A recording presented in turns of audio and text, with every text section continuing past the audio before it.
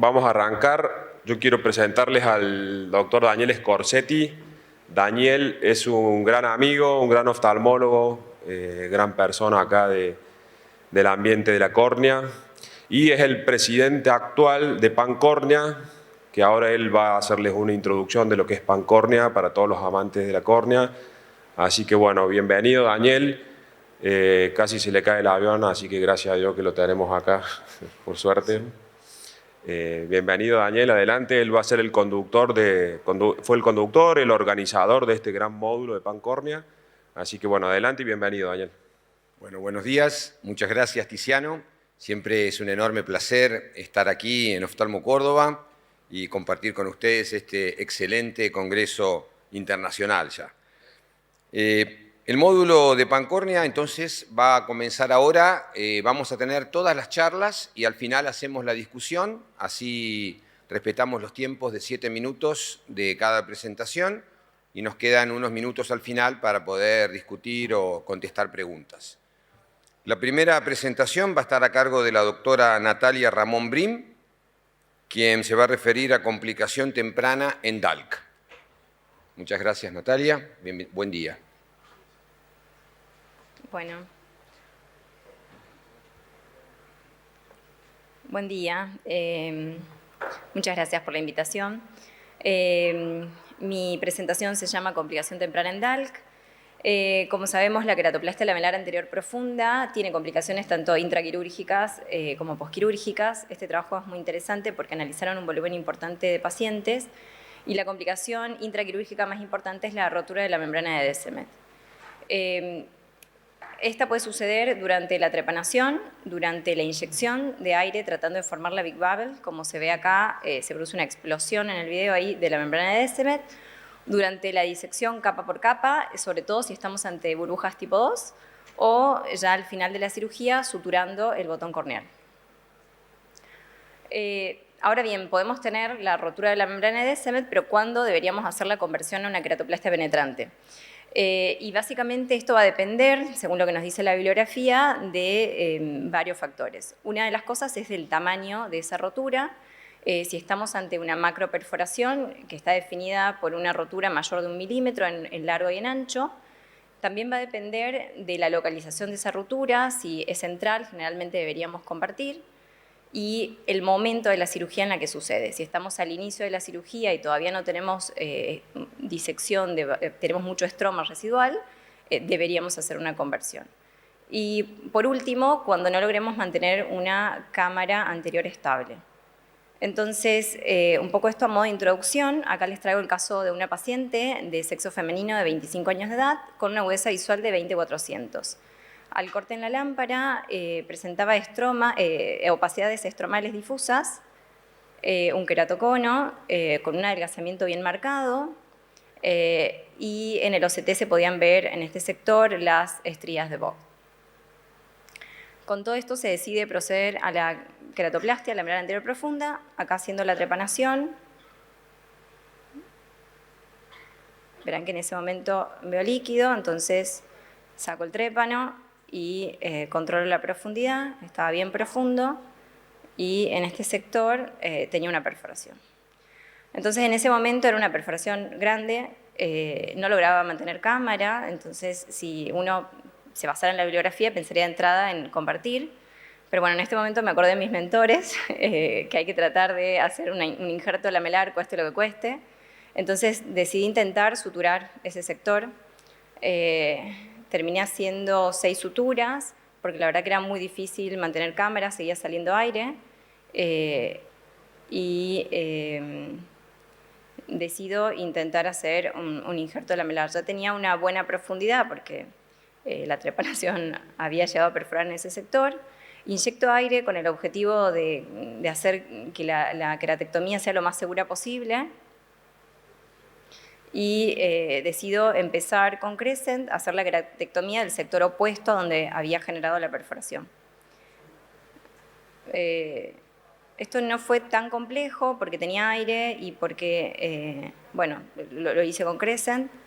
Sí, directamente decidí no tocar el estroma en el sector en donde había hecho la perforación Y luego, para llegar a un plano más profundo y hacer la disección con este disector, esto sí fue bastante complejo porque tenía colapso todo el tiempo de la cámara, entonces tenía que entrar por la paracentesis, reinyectar aire, y bueno, esto era paciencia y tratar de lograr liberar el eje visual sobre todo. Ahí ya tenía un eje visual libre, estaba disecando periferia con espátula y sacando el estroma residual. Me quedaba igual estroma en el sector superior, en donde había hecho la perforación, y la verdad que intenté hacerlo con disector y perdía cámara todo el tiempo. Finalmente traté de llegar, liberar el eje visual y decidí avanzar con Crescent, como verán acá, porque el filo del Crescent me permitía evitar el colapso de la cámara. Bueno, continúo ahí haciendo la disección. Es una cirugía que demanda mucha paciencia y acá la verdad que no sabía cómo se iba a comportar el tejido, pero por suerte luego sacar ese resto de estroma. Y para finalizar coloco el botón corneal como de costumbre, hago las 4 suturas cardinales principales y luego de eso empiezo por la zona en donde tenía la perforación. Lo único diferente que hice en este caso fue hacer un punto extra en ese sector que tenía la perforación, la verdad que por una cuestión de, creo que seguridad mía, no por algo en particular. Sí, tenía que reformar cámara para tratar de que los puntos tengan la misma tensión. Y al finalizar la cirugía, yo siempre saco el epitelio. Este botón corneal, no sé si llegan a ver, ahí tiene un leucoma lineal que no estaba informado por el banco, que, bueno, por suerte era de una profundidad, era bien superficial, no era tan profundo. Y bueno, este es el postquirúrgico de la paciente a las 24 horas. Verán ahí el leucoma lineal parapupilar inferior, que por suerte no comprometía el eje. Le dejé una burbuja a propósito para evitar tener subocámara y está el punto extra que le coloqué a superior. Al corte en la lámpara, por suerte no tenía pseudocámara y la verdad que la profundidad era bastante buena. Esta es la evolución de la paciente 2 meses posteriores. La verdad que la agudeza visual ya era muy buena, de 20-50, y ahí verán que logramos llegar a una capa presemética muy buena, muy profunda. Este es el postquirúrgico 1 año después, con una muy buena ganancia de agudeza visual. La verdad que se soltó solo un punto porque se aflojó y la verdad que decidí no tocar ningún otro porque la refracción era buena. Y simplemente a modo de conclusión, la perforación de la membrana de Descemet es un desafío quirúrgico que tiene una incidencia entre el 4 y el 39% de los casos. Es una complicación que puede suceder en distintos estadios de la cirugía, hay que aprender a identificarlos de manera precoz.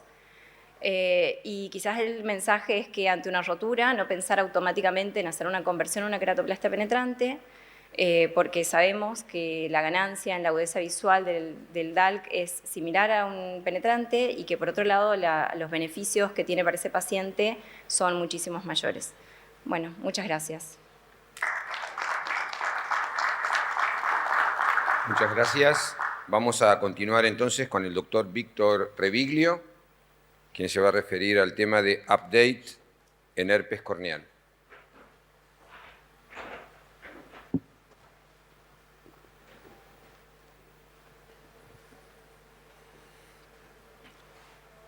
Bueno, muchas gracias por la invitación a los doctores Jovelina, Germán, Noé y en especial al doctor Scorsetti.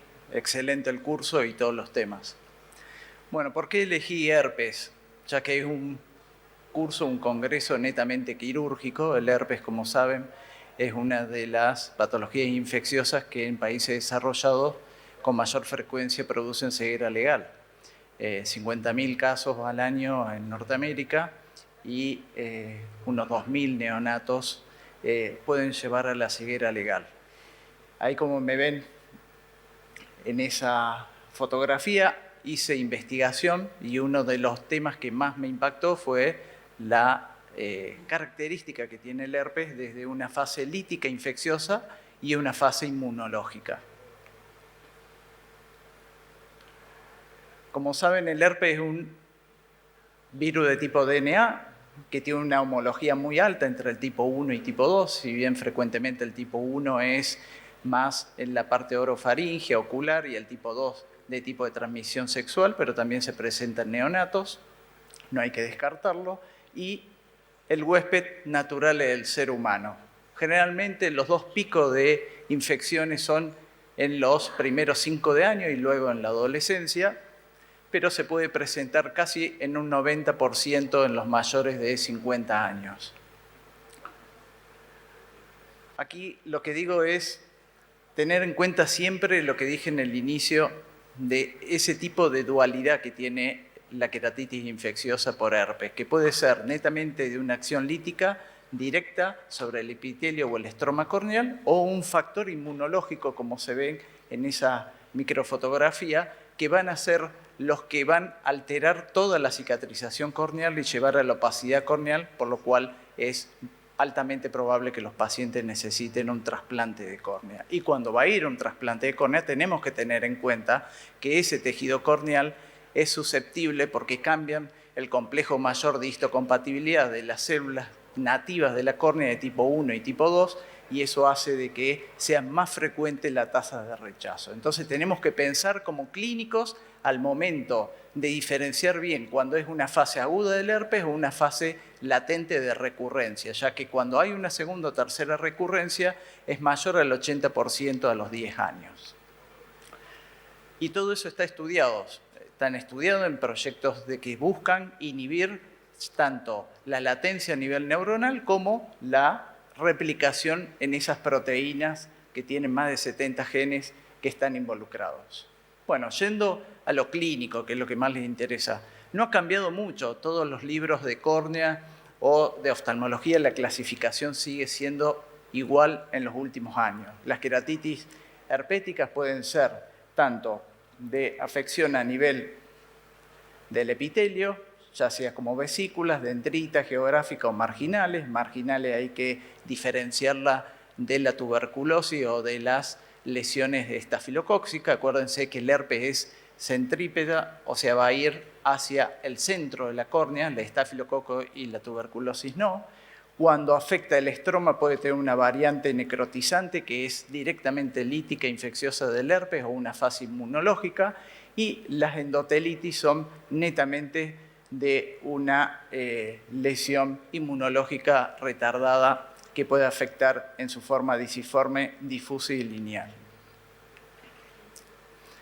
La típica dendrita que se puede tener con la fluoresceína o el rosa de bengala. ¿Por qué pongo esa foto? Porque si ustedes tienen un usuario de lente de contacto con una dendrita o pseudodendrita, no piensen en herpes, piensen en una cantamoeba. Piensen que la cantamoeba usa otros microorganismos como los hongos, bacterias, que puede ser mixto, pero no me piensen en un usuario de lente de contacto de entrada en un herpes. Para eso tienen la biología molecular, como son las PCR, y si tienen una confocal, la confocal le va a permitir distinguir si es un virus o un herpes, si es un hongo, un parásito o una bacteria. En esta otra microfotografía pueden ver la lesión disiforme, que a diferencia de la intersticial, como ven acá, se ven los neovasos profundos a nivel del estroma. Sí hay un componente inmunológico, pero es claramente diferente qué parte del tejido corneal es el que se ve afectado. Luego tenemos casos mucho más severos, como son las queratitis neurotróficas y la necrotizante, donde la necrotizante de acción lítica directa del herpes más el factor inmunológico muy importante, y la neurotrófica es por factores que alteran toda la inervación del plexo corneal.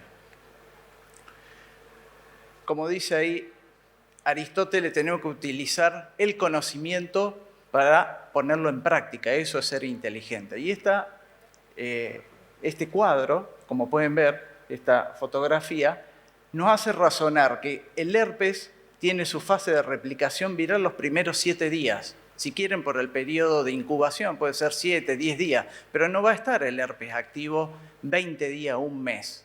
Entonces, como ven, ya pasa a posterior de esos 7 o 10 días a tener un factor primordial muy importante, toda la parte inmunológica, como se ven en todas las queratitis necrotizante, que está el herpes, la parte inmunológica muy activa, y la parte de todas las endotelitis y uveitis, donde es netamente inmunológico el factor de alteración. En esta fotografía le voy a dejar este repaso. Cuando el virus está vivo, va a estar vivo en las queratitis epiteliales y en la necrotizante. Ahí tenemos una acción directa de invasión del virus. Ahí vamos a dar antivirales. En las queratitis estromal inmunológica y en la endotelitis, no, va a ser un complejo antígeno-anticuerpo retardado que hace que el componente netamente sea inmunológico. Hay estudio de investigación que hay partículas virales, pero el componente más importante es del tipo inmunológico. Y por último, la neurotrófica, se destruye el plexo que está por debajo del epitelio corneal y eso hace que se destruya el tejido. Y si nosotros damos antibióticos, antivirales, antimicóticos, bueno, le dan de todo porque se ve enmascarado el cuadro, y corticoides a veces, se lleva a la perforación del tejido corneal. Repasando la terapia, no ha cambiado mucho. Seguimos aquí en Argentina con el ganciclovir. En otros países tenemos la ciclovir y el TFT. El ganciclovir 5 veces al día, como dicen, 7 días, 10 días, pero no lo vamos a estar dando 20 días, un mes. Y cuando el caso es muy grave, pensamos en la terapia por vía oral. Si es un niño, siempre lo tratamos con el pediatra, como dice, 30 miligramos kilo día. Cuando es el componente inmunológico, como dije, en las disiformes o en la endotelitis, trabeculitis y uveitis, tenemos que dar la prednisolona. Se da 4 o 5 veces al día, a veces más frecuentemente, junto con un antiviral, por lo que dice el protocolo y los estándares, pero el componente es netamente inmunológico. Y lo importante que tenemos que tener en cuenta es que después se va a bajar, cuando el cuadro está controlado, primero en frecuencia y después en concentración. No podemos cortar de golpe, porque si cortamos de golpe vamos a tener un rebote o un empeoramiento del caso. En resumen, ¿cuándo vamos a dar antivirales tópicos? Cuando el virus está vivo, como son las blefaríticas, aunque son autolimitadas, las conjuntivitis, queratitis y la estromal necrotizante. ¿Cuándo vamos a dar los antivirales? Orales, cuando el cuadro es severo, y sobre todo si vamos a planificar, como mostraron, las cirugías de trasplante de córnea y en pacientes que pueden estar inmunocomprometidos. ¿Cuándo vamos a agregar corticoides? Como dije, cuando el componente es netamente inmunológico, como son las estromales y como son las disiforme endotelitis y otras uveitis. Y si el cuadro es muy serio, vas a tener también el apoyo de un corticoide vía oral. No vamos a dar corticoide, obviamente, si el virus está vivo, como dijimos, en la queratoconjuntivitis, y no en la neurotrófica. La neurotrófica, si damos corticoide, aumenta el remodelado tisular y en pocos días se nos va a perforar el tejido corneal. Este paper lo que muestra es que si nosotros tenemos dudas para iniciar el tratamiento con corticoides unos días o semanas, a los 6 meses el resultado es el mismo. ¿Qué quiere decir? Que si tenemos que esperar unos días para estar seguros que no hay actividad herpética directa del virus vivo y vamos a empezar con el corticoide, un par de semanas no va a cambiar el resultado final cuando empecemos con el tratamiento con corticoides. Finalmente, como le dije, hay cepas que son mucho más virulentas y factores de riesgo del paciente. Si el paciente tiene riesgo de ir a una recidiva, tenemos que plantear el tratamiento prolongado por un año, ya sea con el aciclovir, cada 12 horas 400 miligramos o el valaciclovir, y controlar la función renal hepática. Muchas gracias.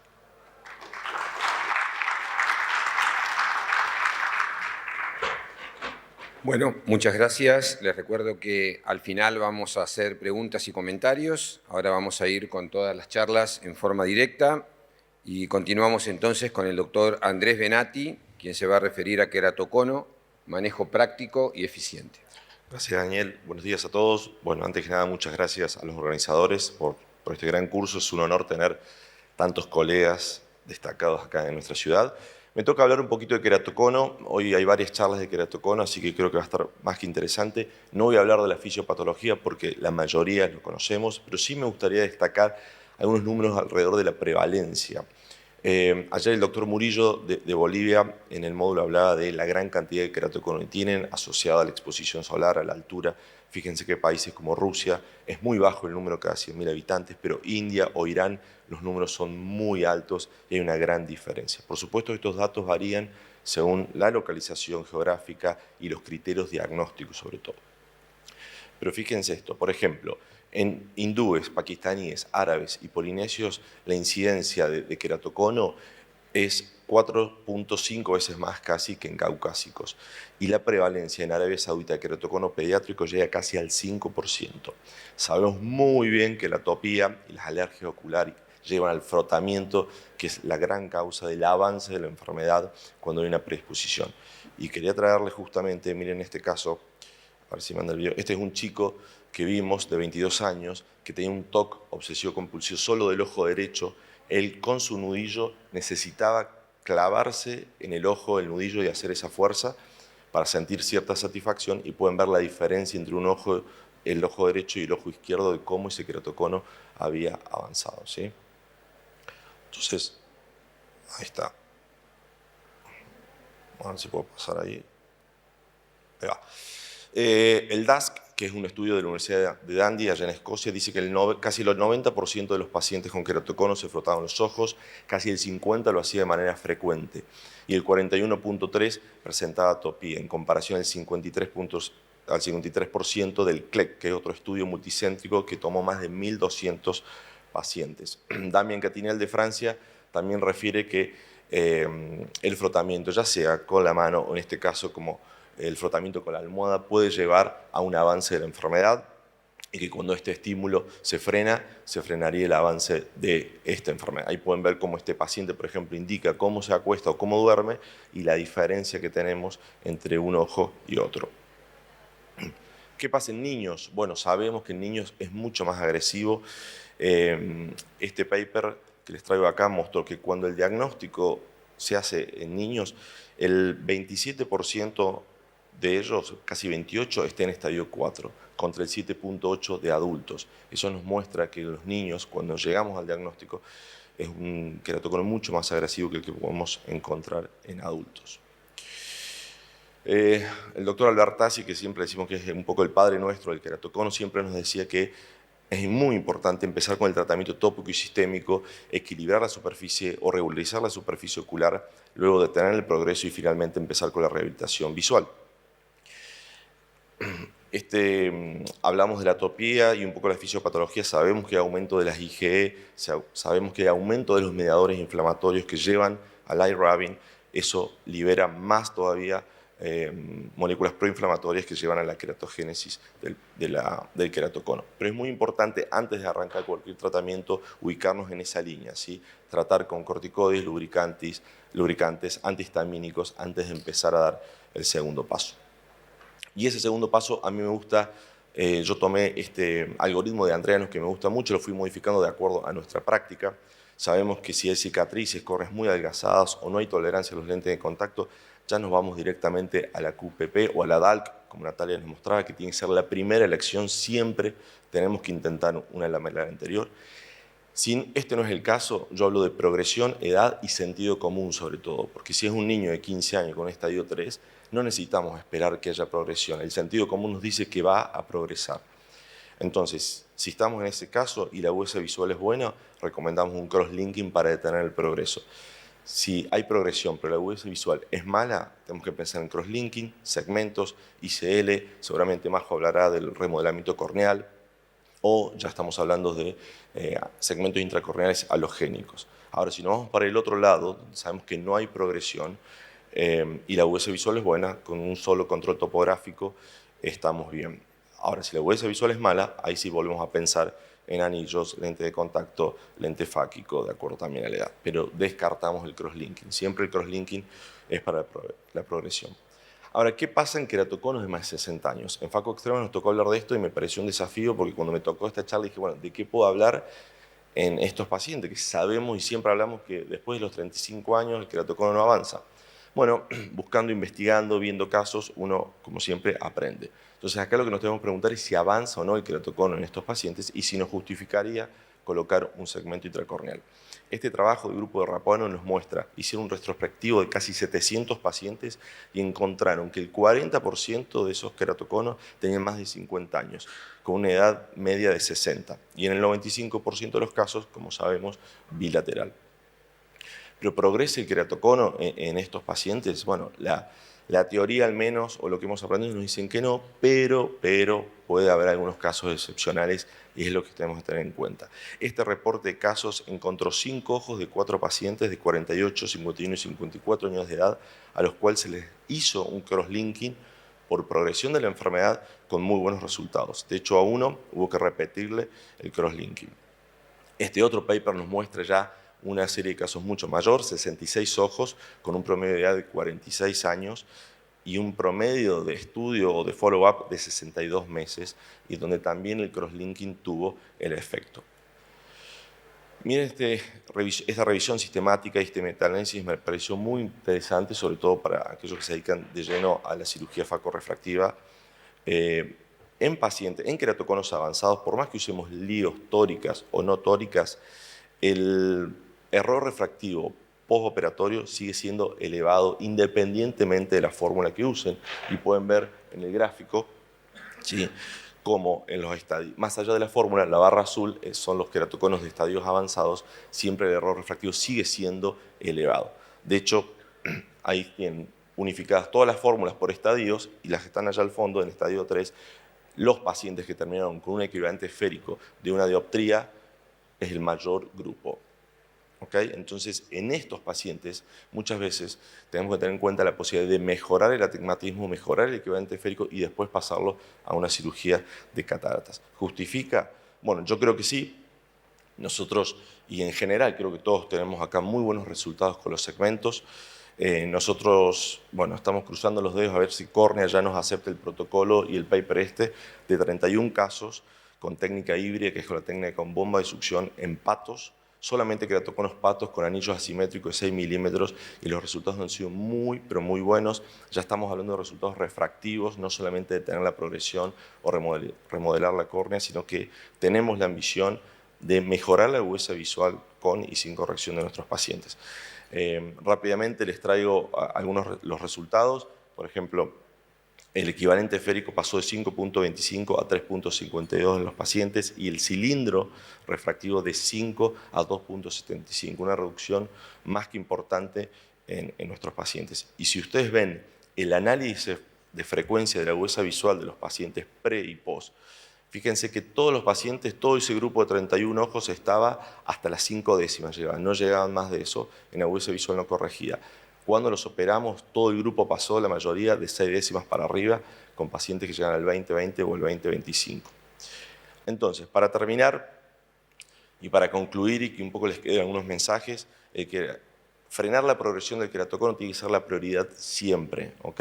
Y eso lo hacemos con crosslinking, la evidencia nos da mucho apoyo desde hace muchos años y sabemos que es la opción, en sus diferentes versiones, por supuesto. Los segmentos sigue siendo una herramienta indispensable para mejorar la agudeza visual corregida y no corregida y tener en cuenta que disminuir el astigmatismo previo a la FACO nos puede dar mejores resultados. Muchas gracias por el tiempo. Bueno, que tengan una linda mañana.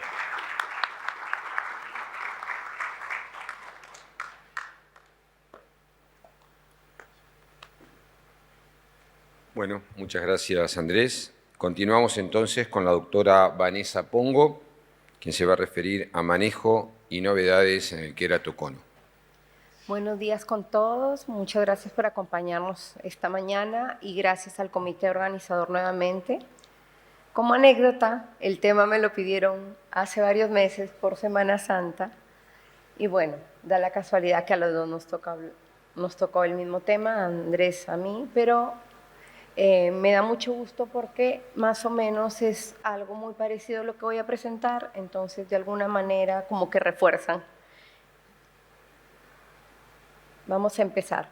Todos sabemos que el queratocono es una enfermedad ectásica, bilateral y asimétrica que nos va a llevar a un astigmatismo irregular, miopía y disminución de la agudeza visual, que tradicionalmente se consideraba no inflamatorio, pero hoy por hoy la literatura ha demostrado que de 120 células inflamatorias, 23 están altamente relacionadas al queratocono y 15 de ellas son específicas, entre interleucinas y metaloproteinasas. Por lo tanto, es importantísimo empezar a tratar nuestra superficie corneal y el film lagrimal. Sin eso, nosotros en verdad estamos en nada. Ese es el inicio de todo.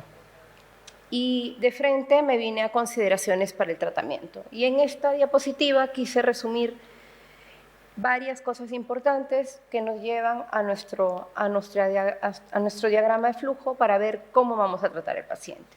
Vamos a tener que tener en cuenta qué síntomas tiene el paciente, si es un frotador crónico, cómo está su superficie ocular nuevamente, si tiene alergias o no y qué enfermedades asociadas. La edad la he subrayado como algo muy importante, puesto que si son niños o menores de 18 años, como la literatura demuestra, nosotros no debemos esperar progresión, tratar con crosslinking y si evidenciamos progresión en el tiempo, retratamos. Sabemos que en estos pacientes también la colocación de anillos no da buenos resultados y si nos vamos a DAL, en estos pacientes tampoco da buenos resultados. Entonces, en realidad, con esta población nos quedamos sujetos a crosslinking. Y en cuanto a la clasificación, si bien es cierto, hoy por hoy se sigue utilizando la clasificación de Amsler-Krumme, para mí es muy importante la clasificación fenotípica porque es en base a ello que nosotros actualmente manejamos todo lo que son anillos. Y para tener en cuenta también el tratamiento, debemos analizar lo que es la progresión. Entonces, como consenso, nosotros valoramos la progresión si hay una pérdida de 1 o más líneas de visión, si pierdes más de 1 dioptría en el cilindro durante 1 año, si la K2 o la K máxima también se pierde 1 dioptría o más durante 1 año, y un adelgazamiento progresivo, que si bien no hay consenso, es de 20 micras en promedio. Y abajo les quise poner los 5 fenotipos, de los cuales para los 2 últimos, que es el pato y el Snowman, es donde nosotros viene, digamos, el tratamiento relativamente nuevo, que son los anillos asimétricos, ya con 5 años más o menos en el mercado y con estudios reportados hasta la fecha. Ahí más o menos en forma escalonada quise poner el tratamiento conservativo a nivel de lo que son lentes esclerales, el crosslinking, que fue el abre puertas, digamos, cambió toda la historia, y anillos y finalmente trasplantes. Este esquema es muy parecido a lo que presentó el doctor Andrés Benatti, pero en resumen lo que nos muestra es ver si el queratocono tiene progresión o no tiene progresión, ya hablando de población adulta. No progresa y si tolera bien los lentes de contacto, pero hay una inadecuada agudeza visual, es candidato para anillos, DAL o queratoplastia según sea el caso. En cambio, si hay una adecuada agudeza visual, hay que monitorizar la progresión.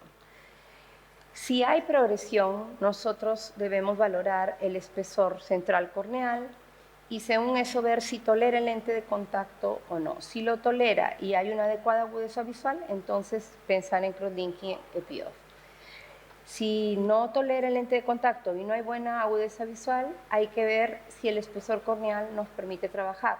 Siendo mayor de 450 micras, nos permite trabajar un crosslinking y un tratamiento plus, como es un tratamiento topoguiado. Y si es menor, ya pensar en crosslinking y anillos. Y cuando el espesor es menor de 400 micras y tolera el lente de contacto y hay una buena agudeza visual, podemos pensar en un crosslinking modificado, llámese iontofioresis, transepitelial o incluso tratamientos de crosslinking con los lentículos propuestos por SADEP, que nosotros sacamos un lentículo tipo SMILE, lo colocamos encima del ápex corneal y trabajamos la misma infusión de riboflavina y realizamos el crosslinking. ¿Listo? Y cuando no hay cuando no hay tolerancia al lente de contacto y hay una adecuada agudeza visual, pero hay un espesor considerable y bueno, manejable en periferia, nosotros consideramos los anillos y también el Kroninsky modificado. Y si es menos de 400 y no hay cicatrices, podemos considerar queratofaquias estromales o trasplantes de Bowman y Dalos, dependiendo sea el caso. Y si hay cicatrices, sin hidrox podemos considerar la Big Bubble, pero si hay hidrox y hay cicatrices, podemos considerar la disección manual, paso a paso, que Natalia ya nos explicó. Entonces, dentro de los tratamientos relativamente nuevos o accesibles para América Latina, tenemos los anillos asimétricos, no me voy a detener, simplemente para que entiendan los que ya tienen experiencia en anillos simétricos, es que la base va cambiando de 600 a 800, solamente tenemos estas dos presentaciones de arco y siempre va a ser de 150 a 250 o a 300 micras de altura, más no. Les traje este caso clínico, es el que más me ha gustado porque presenta los mismos resultados que los reportes en diferentes estudios, con un cambio bastante marcado. Este paciente tiene 22 años, tenía una córnea, una paquimetría central de 423, con una refracción de neutra menos 9 por 5 y corregía de 20/400 a 20/200. El eje plano estaba a 4 grados y el eje comático a 77 con un valor del coma de 2.03. Eso ya era criterio de Pato. Entonces pasamos a tratarlos con anillos asimétricos, solamente para mostrar el valor. Cuando yo quise traer la imagen, porque si uno se metía al calculador, como que te daba otro tipo de criterios. Y ahí uno tiene que analizar muy bien. O sea, yo tengo un paciente que es neutro y que tiene un astigmatismo alto, yo no puedo pensar en anillos de 5 milímetros, tengo que pensar en anillos a 6 milímetros. Y decidimos colocar estos anillos asimétricos, que a todos se les va a ser muy fácil colocarlos porque vienen con el horario y antihorario, entonces no hay manera de verdad que tengan ninguna dificultad. El cambio fue abismal, tiene una agudeza visual a los 3 meses de 20/30 sin corrección. Yo también trabajo con AJL y si ustedes se fijan, de 11 en 3 milímetros pasó a 0,89 de astigmatismo y en el 5A de 9, casi 9, pasa a 1.15, pero el paciente no lo toma y el cambio es muy marcado y se nota en el mapa. Así que, y así es en todos los casos. Los casos asimétricos que he trabajado, los promedios son bastante altos y bastante predecibles. Me gusta, o sea, yo no le encuentro que mucha gente dice, no, para mí no es predecible. Y eso que yo no trabajo con Fento, yo trabajo manual. Y bueno, les mostré en el flowchart el trasplante de Bowman, simplemente para todos los que no lo practican, pero tienen alguna curiosidad, ¿por qué el trasplante de Bowman? Nosotros sabemos que la Bowman es una lámina acelular de 8 a 12 micras, pero por patología sabemos que la Bowman se altera, sufre rupturas, sufre cicatrices y permite que el incurvamiento en el queratocono aumente. Entonces, Meles, hace ya 9 años, propone el trasplante de Bowman manual como una manera de contención, de barrera, de evitar ese incurvamiento progresivo en el queratocono, mejorar la tolerancia a los lentes de contacto y de alguna manera disminuir queratometrías. Sus resultados eran buenos hasta que hace 4 años el doctor García propone la técnica de Fento y es como lo están viendo en el video. El trasplante de Bowman siempre va a salir con un poco de estroma, eso siempre va a dar un poco de edema los primeros días y ustedes pueden ver cambios en la baquimetría. Perdón. Listo. Y en el futuro, ¿qué tenemos? Regeneración estromal corneal, queratofaquia estromal xenogénica, a diferencia de los lentículos, la terapia genética y la inteligencia artificial.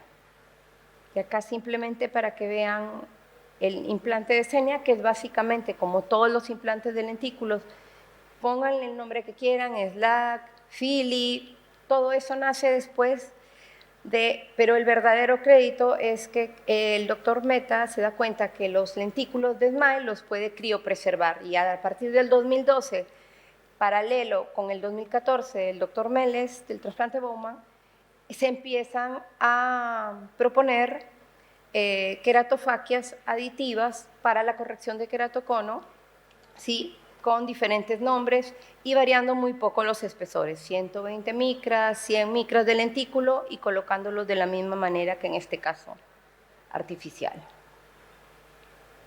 Y eso sería todo, yo creo que corrido. Muchísimas gracias.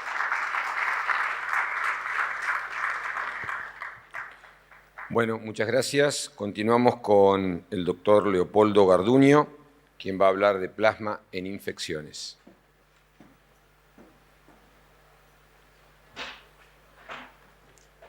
Buenos días a todos. Qué bueno que se levantaron temprano para venir a escuchar un poquito de córnea. Muchas gracias a los organizadores por estar en este evento. Y muchas gracias por los que se levantaron temprano también, ¿verdad? Porque ahora sí que no es fácil después de un día tan ajetreado estar aquí. Vamos a hablar un poquito de lo que es el arco de plasma. No es plasma como muchos me preguntaron que si era plasma sanguíneo o plasma de otro tipo. Adelante, por favor. Música.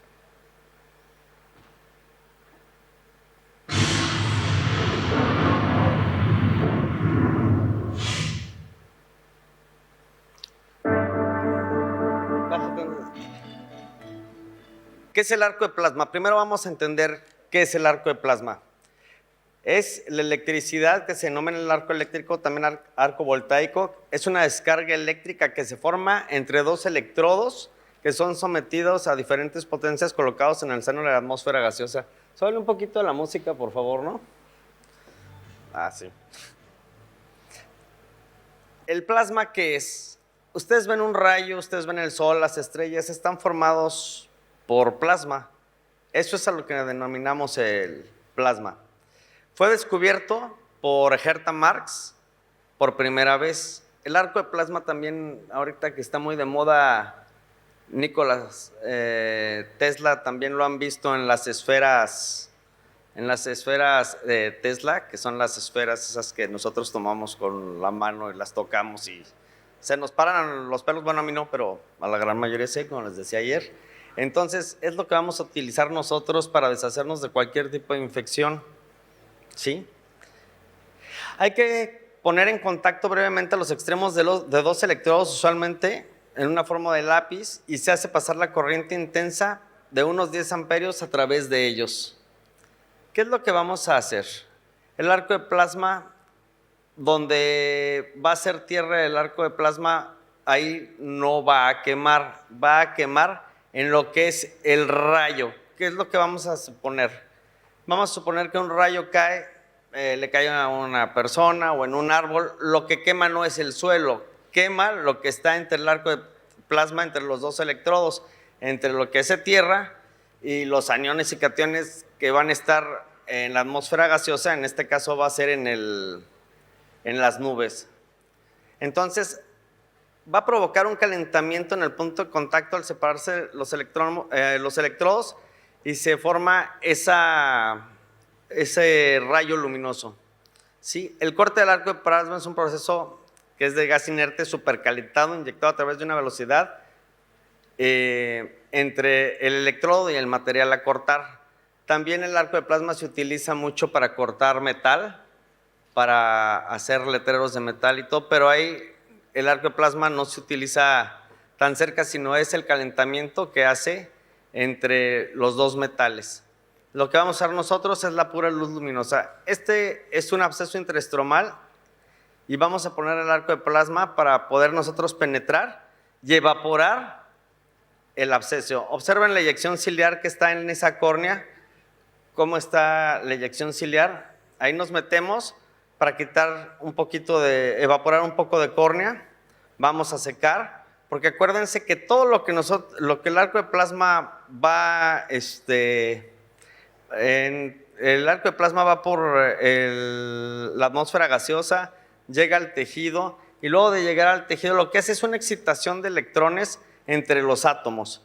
Sí, ahí ya nos deshicimos de la infección y bueno, pido un poquito de cefuroxima para ponerle interestromal y vamos a ver cuál es el resultado a las 24 horas en un absceso interestromal.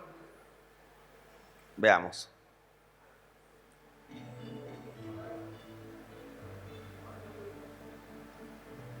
Se terminó el procedimiento que acabamos nosotros de hacer con el arco de plasma. El arco de plasma no cicatriza, por eso ven que la sangre sigue fluyendo. ¿Por qué? Porque estamos evaporando el tejido. Tanto evapora líquido como gas, como sólido. Ahí estamos viendo 24 horas después, observen la eyección ciliar, ya no está, la córnea está recuperándose y no tiene ningún problema. Ahorita les voy a mostrar un paciente que tengo de hace 3 semanas y estaba yo con la apuración de estarle tomando las fotografías para podérselos mostrar. Tenemos una ventaja, que el arco de plasma no deja haze no deja haze en la córnea. ¿Por qué? Porque estamos utilizando la superficie. Nosotros vamos evaporando y va activando los queratocitos de más al fondo entre más nosotros vayamos evaporando. Ahorita vamos a ver el siguiente caso.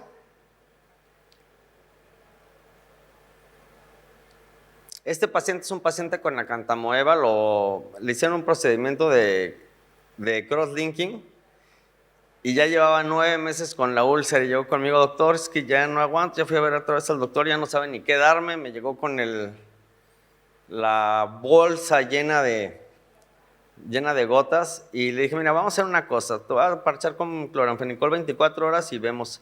Ya traía un poco de melting corneal, se observan ahí, se alcanza a ver cómo está un poco deshecha la córnea. Al arco de plasma, no se preocupen, estabiliza muy bien lo que es la córnea, el tejido de colágeno. Observen cómo lo estoy haciendo para evitar, para estabilizar la córnea. Eso que ven ahí, esa costra que deja, no se preocupen, se va a caer. Oigan, pero le estás quemando el centro óptico, no hay ningún problema, se va a recuperar, no deja haze. Ahí lo que estoy haciendo es estabilizando la córnea para poderle dar un crosslinking, y le doy un crosslinking pack alrededor de 40 minutos a 3 miliwatts por minuto cuadrado. Ahí ya estoy quitando con el palo de hockey que le dicen, o hockey hawk. Estoy quitando lo que sobra. Observen cómo se cae muy fácil el epitelio, porque los trofozoitos hacen que expida una toxina que evita que se haga una epitelización. Ahí le estoy poniendo la riboflavina y voy posteriormente a realizar un crosslinking pack por 40 minutos. ¿Por qué no 30? No, o sea, hay que embeber su córnea por 40 minutos. Esto es 7 días después.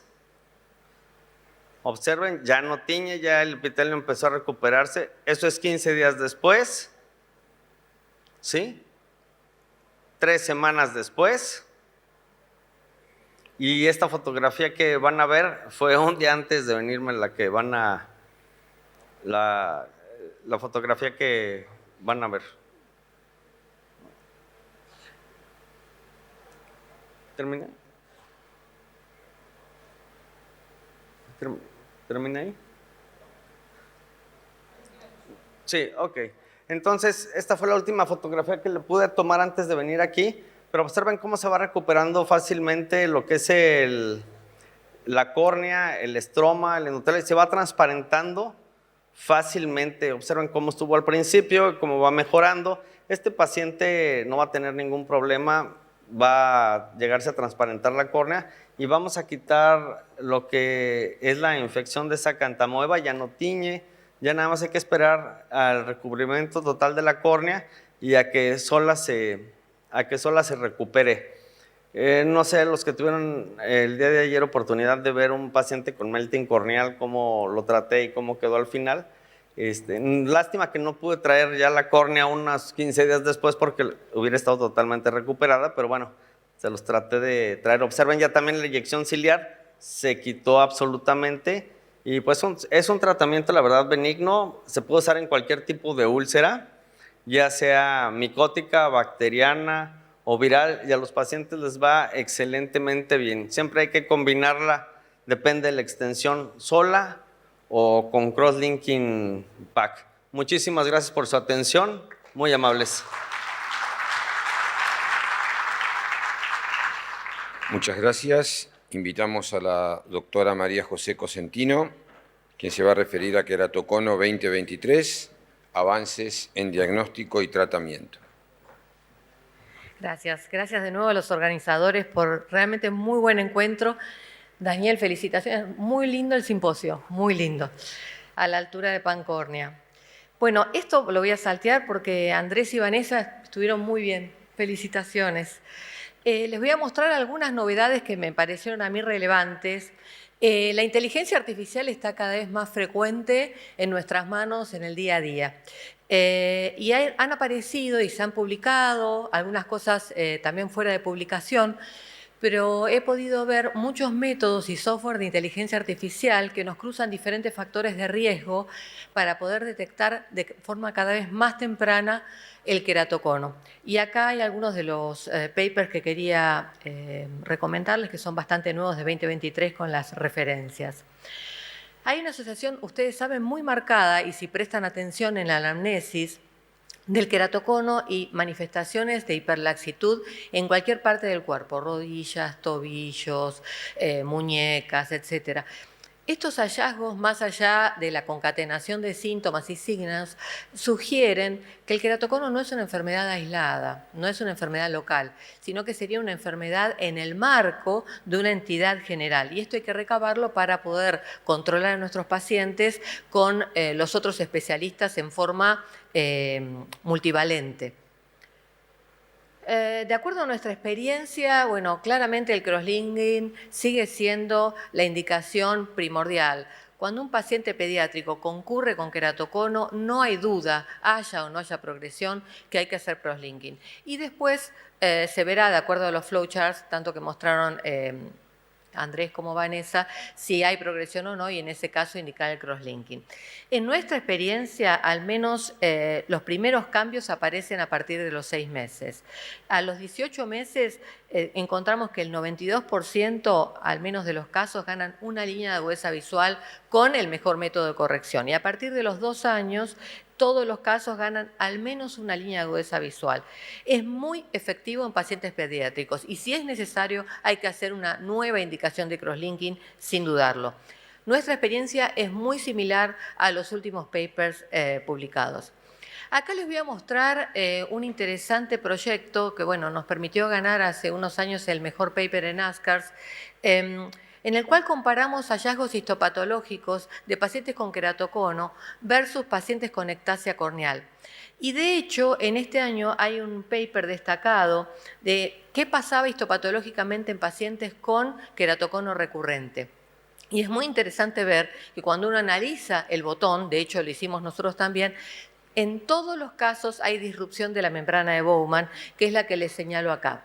En el óvalo que les muestro está disrupta la membrana de Bowman en la figura que tenemos nosotros de nuestro paper a la derecha. Y fíjense qué interesante, en una ectasia post-LASIK, o sea que no tuvo tiempo a desarrollar un queratocono crónico, no está disrupta, no hay disrupción de la membrana de Bowman. Fíjense en la histopatología cuadrangular, donde les señalo, la membrana está intacta. ¿Qué quiere decir? Que el tiempo es el que avala en los pacientes genéticamente condicionados a tener disrupción de la membrana de Bowman.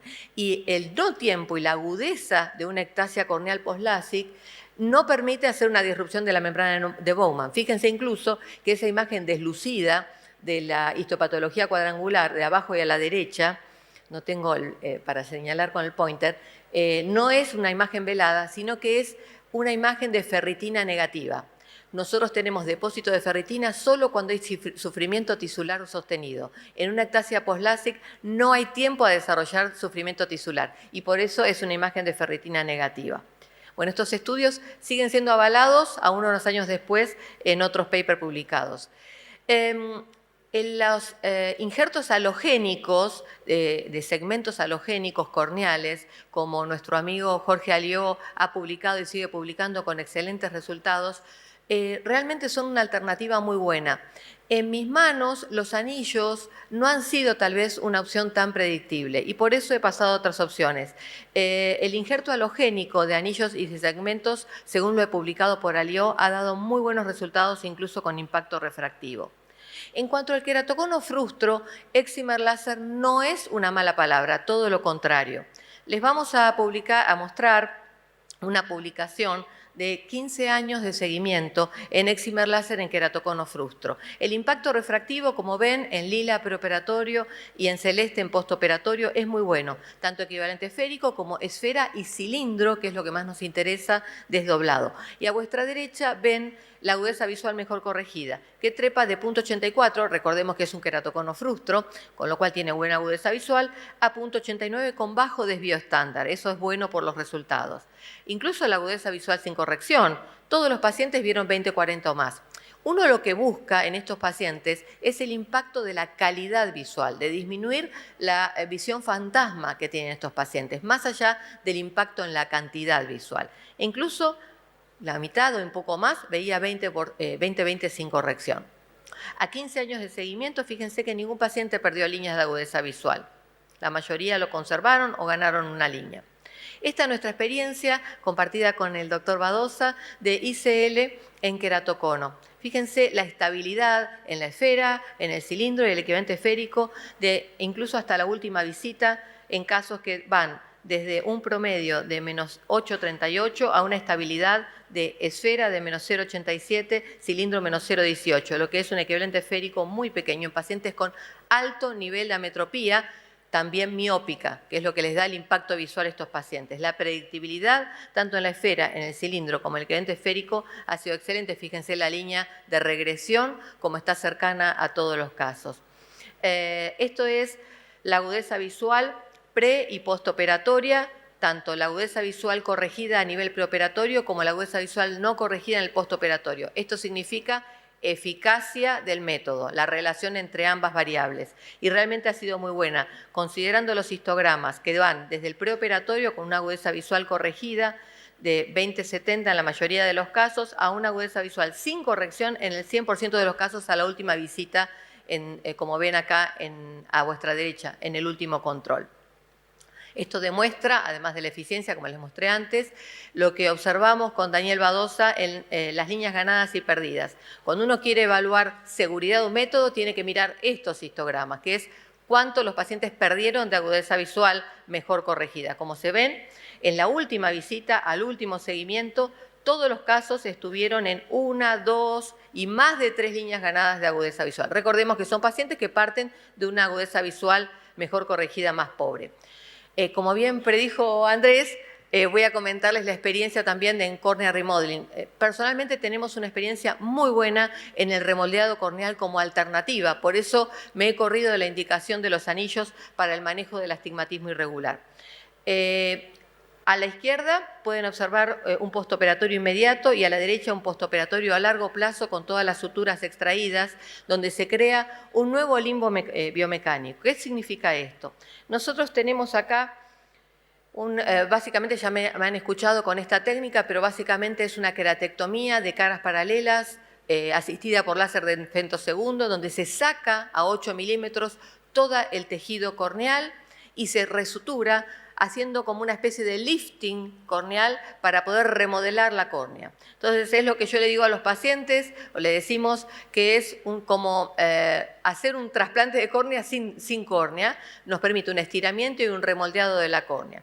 Esta es una experiencia que venimos haciendo con el doctor Carriazo desde hace casi 10 años completos. Es nuestro 10º año de seguimiento. Fíjense por caso este preoperatorio a la izquierda y el postoperatorio a la derecha. Fíjense lo marcado arriba y a la izquierda del queratocono y en el postoperatorio cómo ha desaparecido el queratocono convirtiéndose en una córnea prolata normal.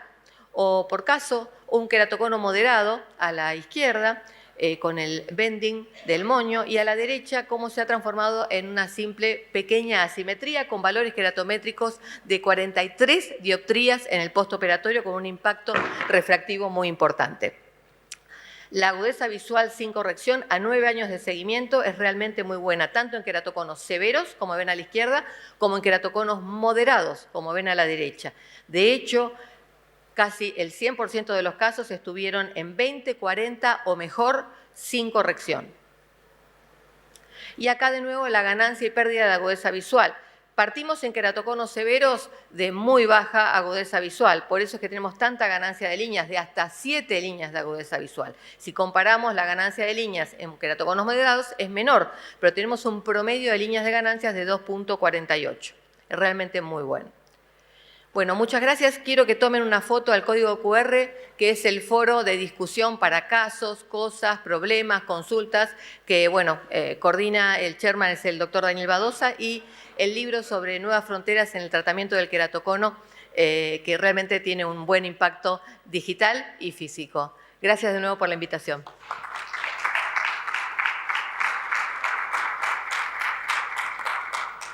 Muy buen nivel. Muchas gracias, Majo. Seguimos con el doctor Nicolás Fernández Meijide, quien va a referirse a DISAEC en ojos complejos. Bueno, buen día. Gracias, Daniel, y todos por la invitación. Y a los anfitriones acá en Córdoba, un placer realmente estar acá. En 7 minutos hablar de casos complejos de DSEC es más desafío que el DSEC en sí mismo, pero bueno, vamos a hacer el intento. Se me ocurrió presentarlo como un capítulo del DSEC que incluye varios problemas, pero principalmente están relacionados con el tema del aire, el manejo del aire. La premisa es que sin aire y sin presión de aire el endotelio no se pega, eso lo veremos. Pero básicamente los casos complejos tienen que ver con que o el aire es insuficiente, o hay poco espacio en cámara, o hay mucho espacio en cámara, los vitrectomizados, o la visibilidad es escasa. También se nos presentan a veces los casos de pacientes que, habiendo sido implantados con lente multifocal, tienen un edema tardío. Entonces, la tentación es hacer un DMEC. Por supuesto, tienen un lente premium, el endotelio debe ser premium. Por supuesto que es mucho más anatómico. Pero no obstante eso, los pacientes con lentes multifocales pueden ser operados con DSAEC sin ningún problema, con especial atención al espesor del lentículo y al centrado.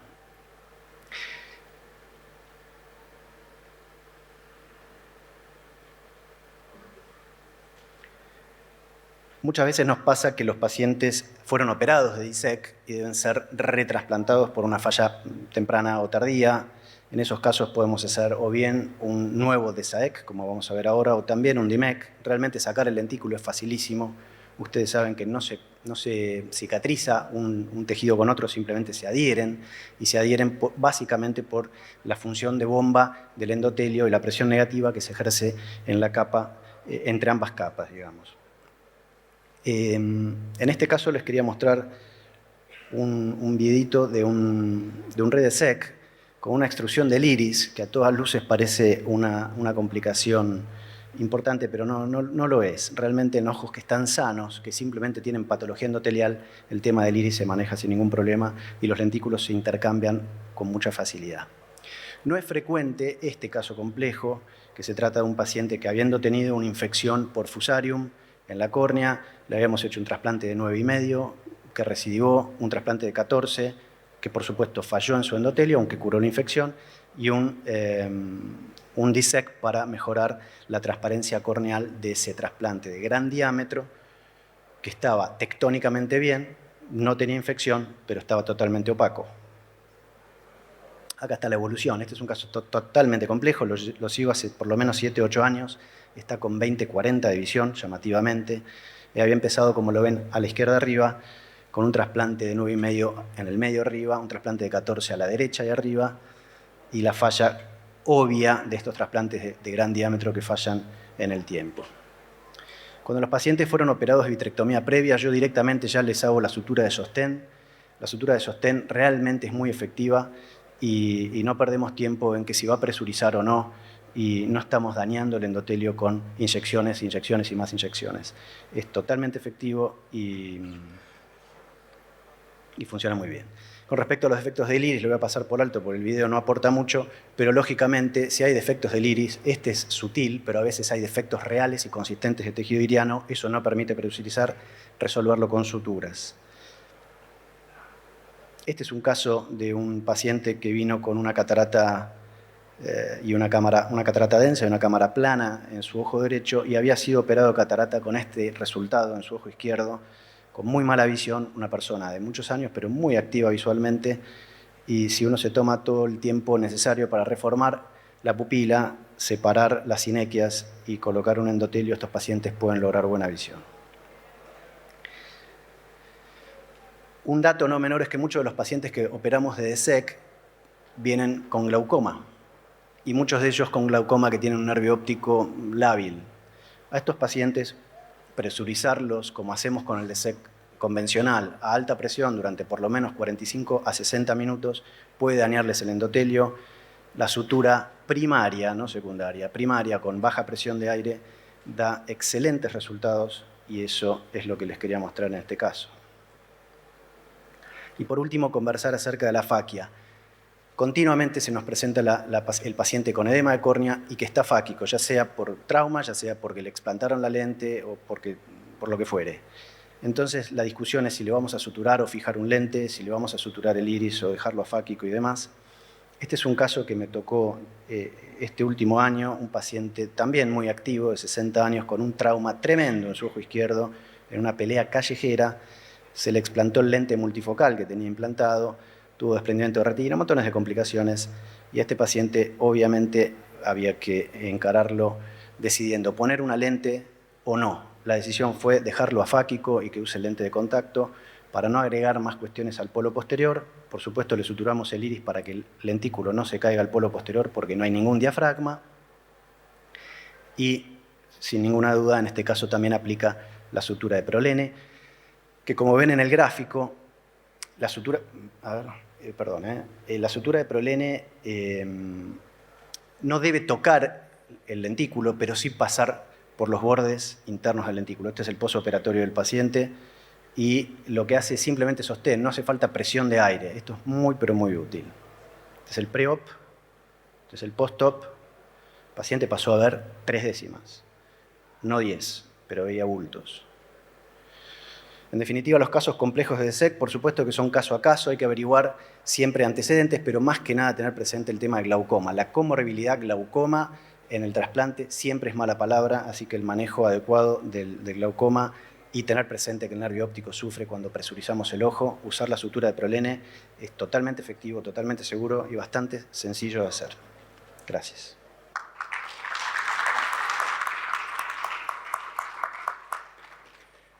Bueno, muchas gracias, Nico. Vamos a continuar entonces con el tema de queratoprótesis de Boston tipo 1, indicaciones e innovaciones. Voy a ir en modo rápido en virtud del tiempo, ¿no?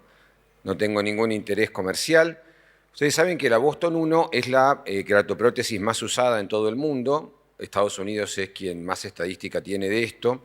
Inicialmente el material era de PMMA, ahora hay otras variantes, y consiste en un plato anterior, un plato posterior, un anillo de titanio que tiene de cierre.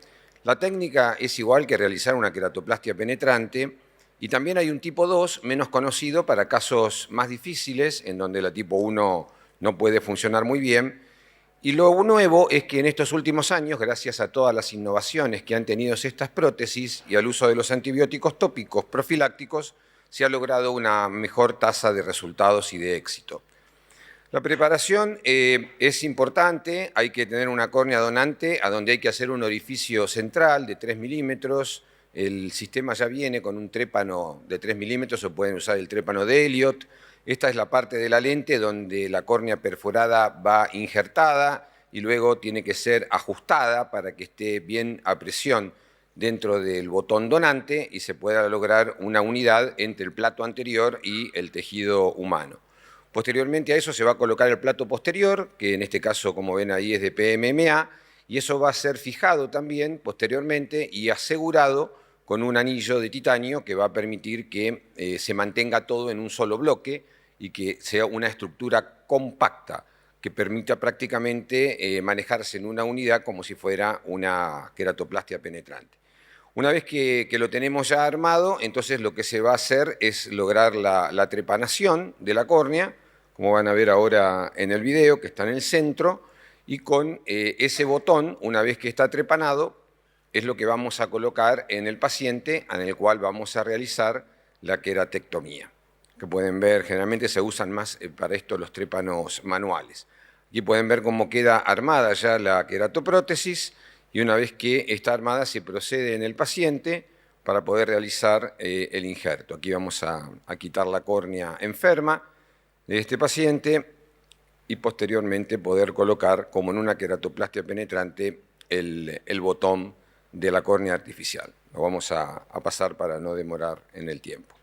Bien, el factor más importante para determinar el éxito en estos casos es la correcta selección del paciente. Cuando el paciente está bien elegido, podemos tener una recuperación visual bien importante y esencialmente son pacientes que no son buenos candidatos para trasplante penetrante porque han tenido muchas fallas ya en los injertos, ha habido problemas en la superficie por deficiencia de stem cells, generalmente bilaterales, áreas muy vascularizadas que tienen un pronóstico desfavorable para la queratoplastia penetrante o queratopatías neurotróficas por zóster, herpes virus repetidos.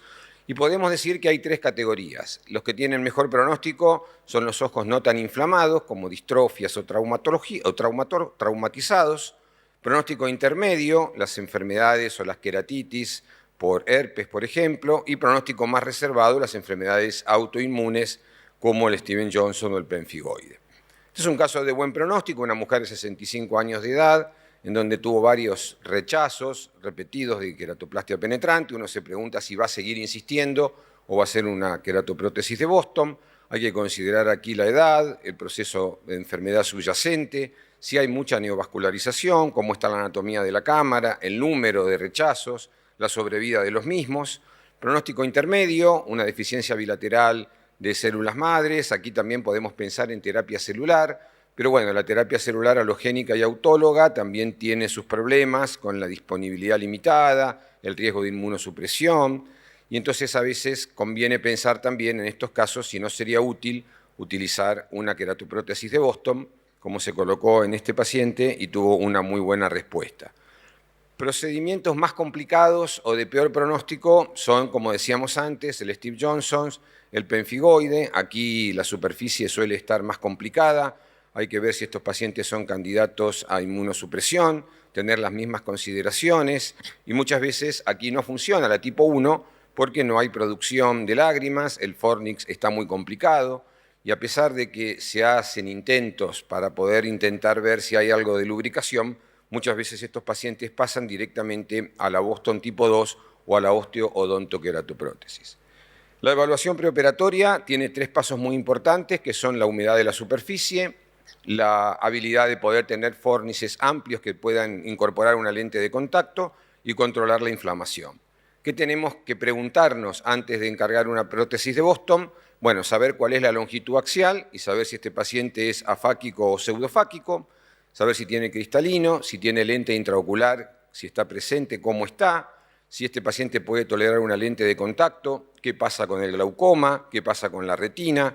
Estos pacientes necesitan una revisión sistemática de la agudeza visual, también ver la anatomía de los párpados, como decíamos antes, la superficie ocular y si hay posibilidad de inmunosupresión.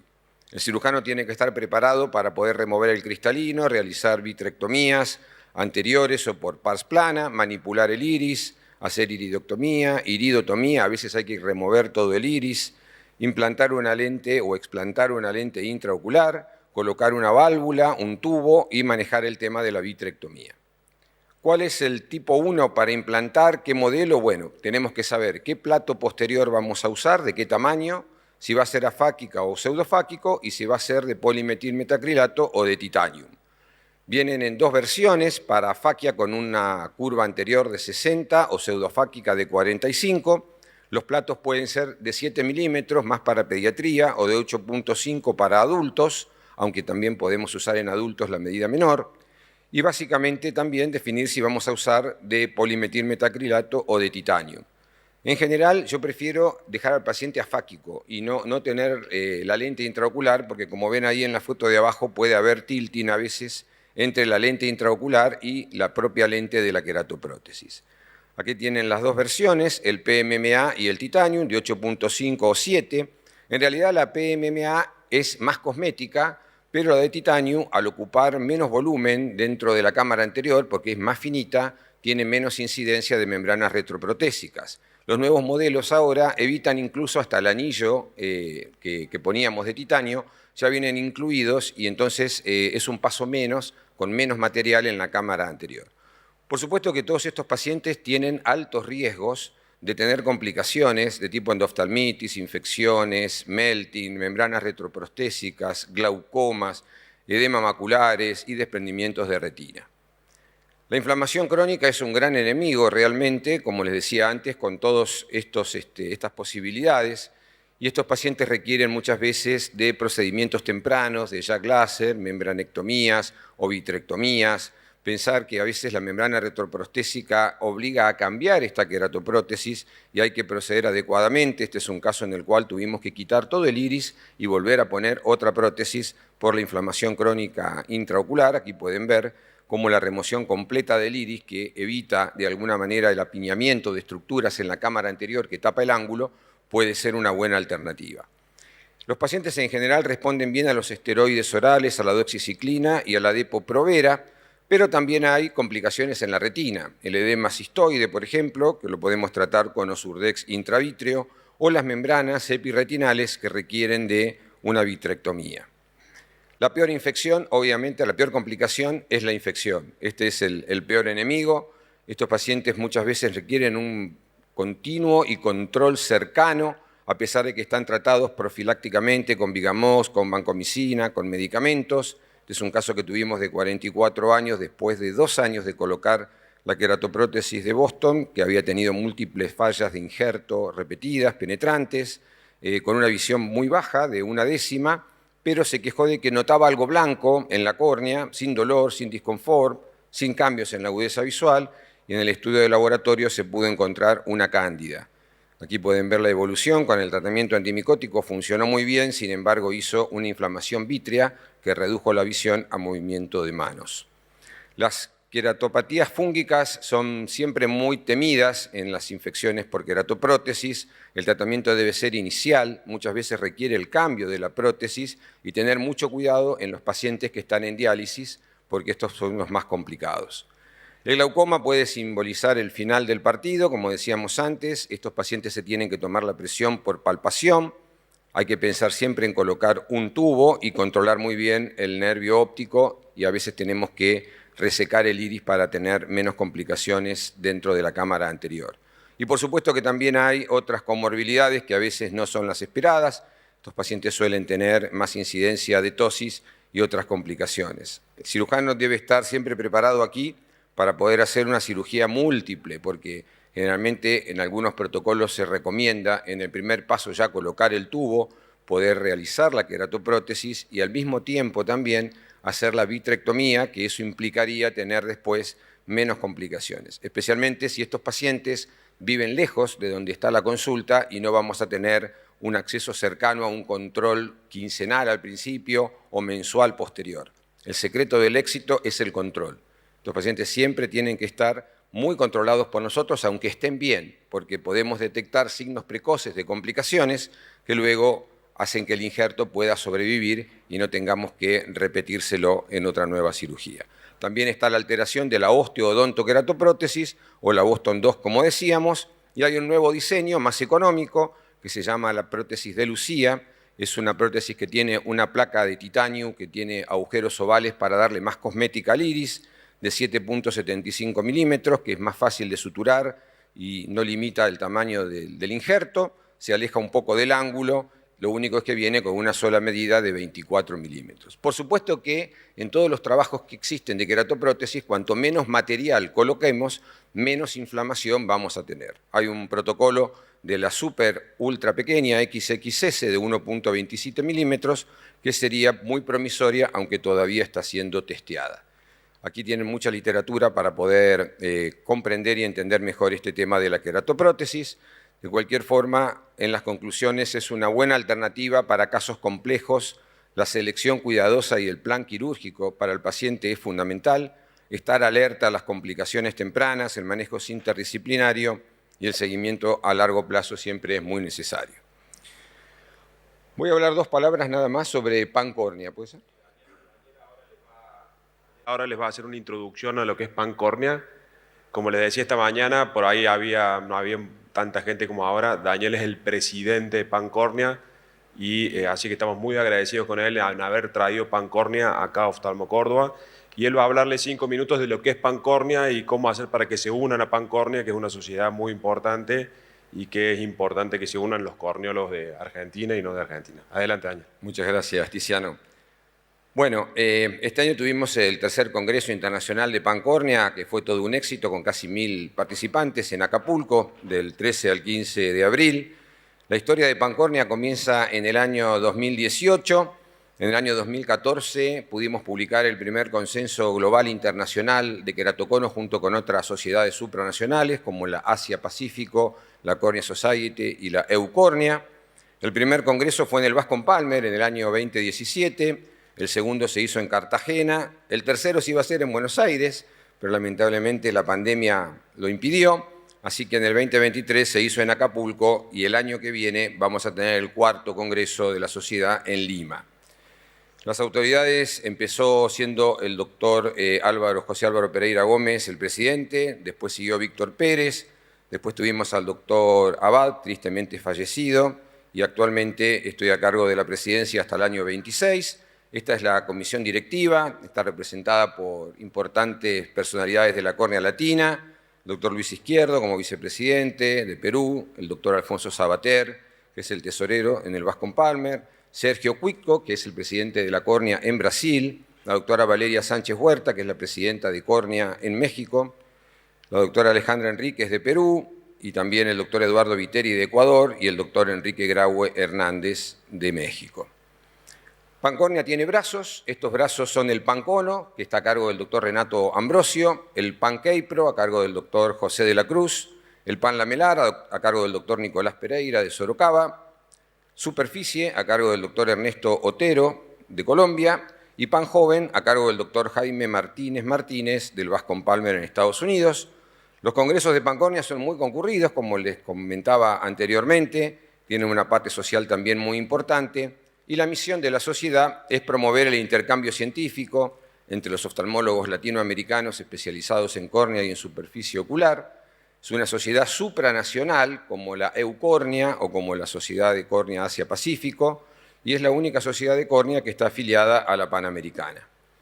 Tiene muchas actividades, pancórnea es muy activa, como vieron recién les mostré los congresos internacionales, pero también publica artículos, hay muchos webinars publicados en la página web con programas educativos que maneja el doctor Viteri, se hacen consensos globales y tenemos siempre el curso en el Bascom Palmer. Este año se hace ahora el 9 y el 10, el curso de pancórnea del Bascom Palmer. El año pasado se hizo también para la misma fecha. Hay socios de todos los países latinos, los invito a que puedan ingresar como socios por la página web, las condiciones de ingreso las pueden ver allí, a los que hacen córnea les va a ser de mucha utilidad y hay muchas propuestas para el futuro. Acá pueden ver, si ustedes entran en pancornea.org y donde dice Regular Membership, pueden entrar, poner sus datos, completar los formularios y hacerse socios de nuestra sociedad. Este es el último webinar que tuvimos para jóvenes, un gran round que se llama Terapias de Sillón, donde estuvo muy interesante. Se presentan casos muchas veces no cerrados, son 2 o 3 casos, que si alguno de ustedes tiene un caso y no sabe cómo continuarlo, lo puede presentar y entonces allí, entre todos los coordinadores, se opina y se busca la mejor solución. Entre los beneficios para los socios están los cursos y capacitación a través de la página web. Hay una colaboración para los que quieran publicar o presentar trabajos, que también podemos ayudarlos. Participación en el Pancórnea Beyond. Pasantías en centros de córnea de referencia en toda Latinoamérica. Si quieren hacer una pasantía en Sorocaba, en México, en el Hospital Conde de Valenciana, en el Bascom Palmer, en distintos lugares de Latinoamérica, tienen posibilidades de hacerlos a través de la sociedad. Por supuesto, participar en los congresos bianuales en forma gratuita y en los cursos anuales de la sociedad e integrarse con las sociedades de córnea de otros países. Los invito a todos al 4º Congreso Internacional de Pancórnea, que va a ser en Lima del 6 a 8 de junio del 2024, a donde están todos cordialmente invitados. Así que espero que muchos se puedan asociar. Bueno, muchas gracias. Bueno, muchas gracias Daniel, muchas gracias a todos los disertantes, Majo. La verdad que increíble lo del corneal remodeling, creo que es algo que está lo más disruptivo que ha salido en los últimos años y ella ha estado muy, muy involucrada en ese proyecto. La verdad que felicitaciones. Andrés y Vanessa, la verdad que nos hicieron un update en el manejo del queratocono impecable. A Nico, que yo lo admiro mucho, él es para mí uno de los mejores corneólogos de Sudamérica, se la pasa enseñando a sus fellows, deja legados, enseña, y como pudieron ver a Nati en la primera presentación, cuando perforó su córnea, esos son enseñanzas de él. Ese paciente tiene su endotelio el resto de su vida, así que lo felicito mutuamente. A Leopoldo por sus tratamientos disruptivos que nos trae año a año. Y bueno, no sé si me olvidó alguien. Bueno, obviamente a Daniel, gracias por traer a Pancórnea acá. Y ahora vamos a hacer una pequeña entrega de unas pequeñas plaquitas. A los que no les vamos a entregar son porque ya les entregaron ayer o se la van a entregar más tarde. Pero bueno,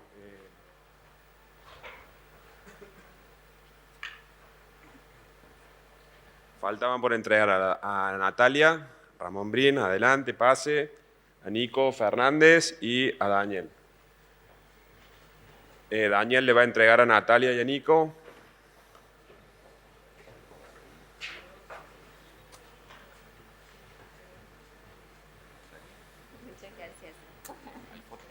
Foto. Sí, hay foto.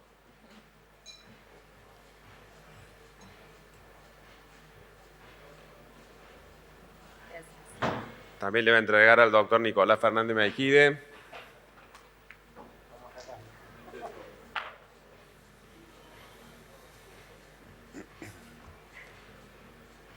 Y yo le voy a hacerle la entrega a Daniel Scorsetti, bueno, y volver a agradecerle por este simposio que organizó y por traernos a Pancórnea acá a Córdoba por primera vez.